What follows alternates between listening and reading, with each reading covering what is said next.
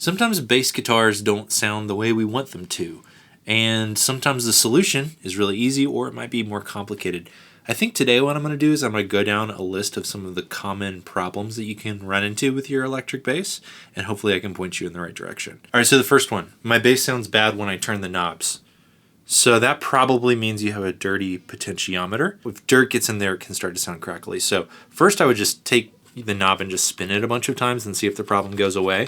But if it doesn't, you'll need to take the knob off. You'll need to get something called contact cleaner, and you'll spray some down inside, and then you'll rotate the knob and then it'll start to go away. There's a specific one that I really like called Deoxit that works awesome. Let me know which of these you would like to see, and maybe I can make a separate video showing you. This video is just going to be diagnosing some of the common issues and hopefully point you in the right direction. So the next one, my bass has an electrical buzz. That could be a number of things. It could be you have a wiring problem in your bass on the inside, and that's something you might need to take to a tech, or you might be able to figure out yourself if you're handy with a soldering iron. Or it could be a shielding issue, and a shielding issue has to do with basically your bass can pick up unwanted radio signals, and then the pickups can pick those things up, and then it amplifies these unwanted sounds.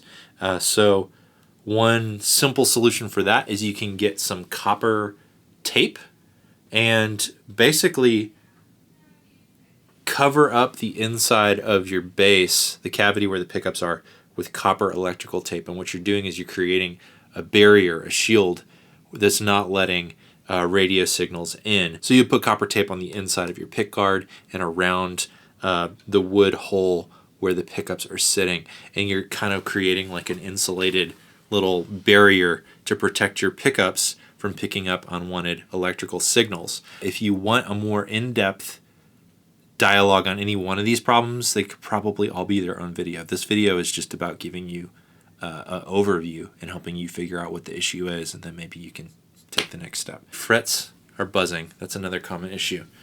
So what's fret buzz? That's when you play a note, but then maybe somewhere else on the neck from where you're playing the note, the string is rattling against the neck and creating an unpleasant buzzing sound. That's a very common issue. It could be caused by a number of reasons. You might have a fret that's popped up and it needs to be popped back into place, and the string might be hitting a fret that's too high, or you might need to have your bass refretted. It might be an issue with the nut. You might need a new nut because the string might be sitting too low down here. Or the simplest fix, and this is something you could try without doing anything too drastic and might resolve the problem, is you could raise the saddle height of your bass. So see these barrel looking things? These are saddles.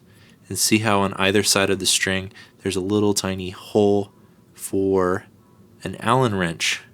So you could put an Allen wrench in there. You can raise or lower the height of the saddle. And what that's doing is if you raise the saddle, then the string is sitting a little higher off the neck.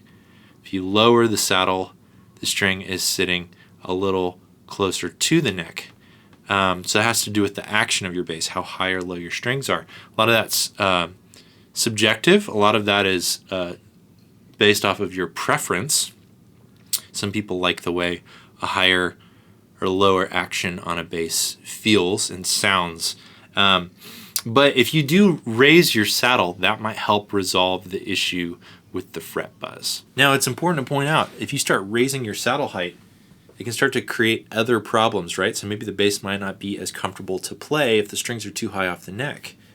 And actually something that's pretty common with basses that I've seen is maybe it's comfortable to play the notes down here, but then when you start getting up here, it can be really taxing and hard to pull the strings down and get a good tone out of them. And it's physically taxing to play once you get higher up. That's probably a truss rod issue.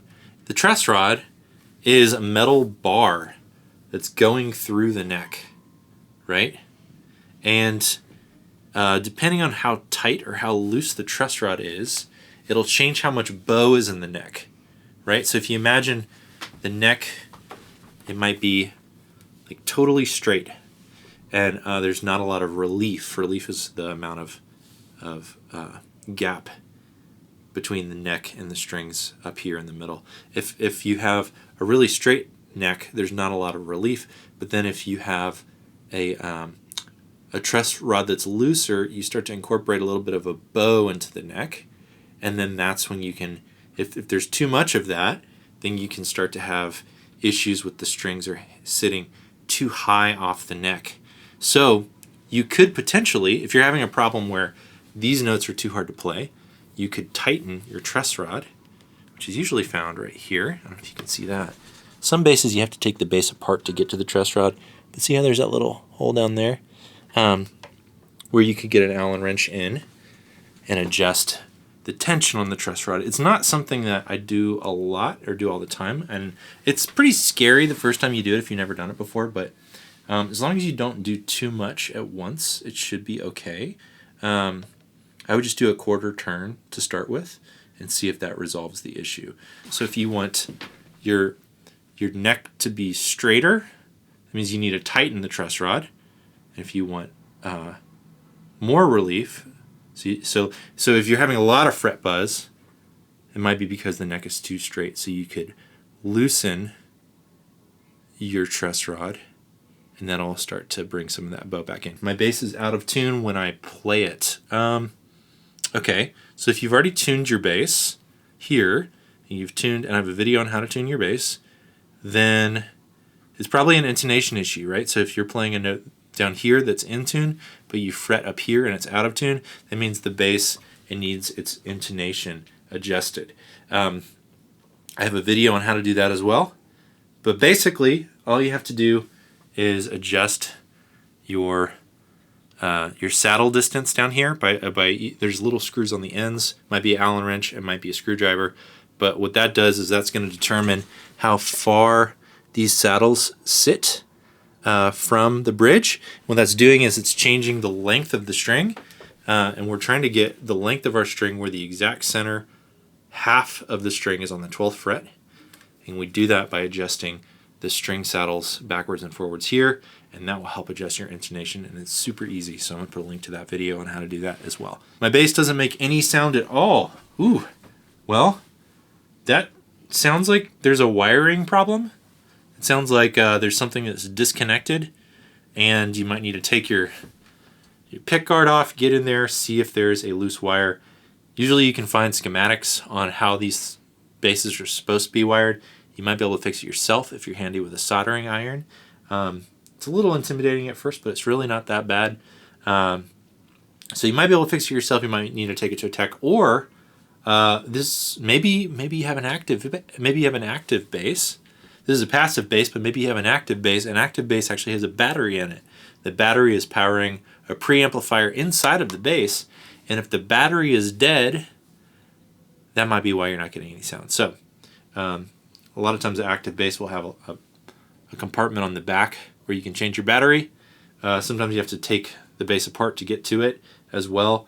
So yeah, I would say check your battery, make sure that if it's active or passive. And if it's passive and it's still not making sound, it sounds like there's a loose wire somewhere. Okay, next one. My bass sounds dull. That can be a number of things. That can be a bit subjective because now we're getting into tone. But real quick, so every bass pretty much has two knobs on it at least. Like on this P bass, here's a volume knob here, which brings the volume up. But then you also have what's called a tone knob. If it's turned all the way up, then it's going to be brighter. Or you could turn it down, make it more mellow, or anywhere in between. But if you are hearing a little difference when you're adjusting the tone knob and it's still sounding dull to you, it might be your strings. You might have really old strings, and older strings, they start to get duller the more that you play them. Basically, they're getting grease and oil from your hands down in the grooves, and it's dulling the sound. And a lot of people really like that sound. Like, I love the sound of dull strings, but if you want something a little brighter, you could get some new strings. Here's a trick. If you don't want to pay money for new strings, you can boil your strings, right? So you could take your strings off. You could kind of wrap them up into a little circle, put some water in a pot on the stove, bring it to a boil, and just dunk your strings in there, let them boil for a couple minutes, and then let them cool down, take them out, put them back on, and it will sound totally different, because basically what's happening is the water is boiling off the grease and oil from your hands and making your strings sound new again. So that's a budget way to get a brighter sound. Or there's also ways that you can make new strings sound older. I think that's a video for another day. Let me know if you're interested in that. Okay, my bass keeps falling off of its strap. That's an easy one. You can get strap locks. What's strap lock? Well, this is half of a strap lock here. What you can do is you can take the part that's on your bass here and put strap locks on. So this is half of the strap lock. The other half of the strap lock looks like this. Pop that on there, and now this will not come loose no matter how hard I pull. You have to pull the knob and slide.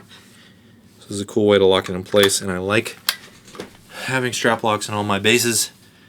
It's an insurance policy. I have seen instruments hit the floor before, and nobody wants to see that. Okay, so those are some of the common issues that your electric bass can have. Let me know which ones of these you want me to talk more about. I could probably do a whole video on any one of these. I just wanted to give you a sort of basic overview to point you in the right direction. You never know when something's going to go wrong, and if you know how to fix it while you're out on the road or at the gig, it might save the show.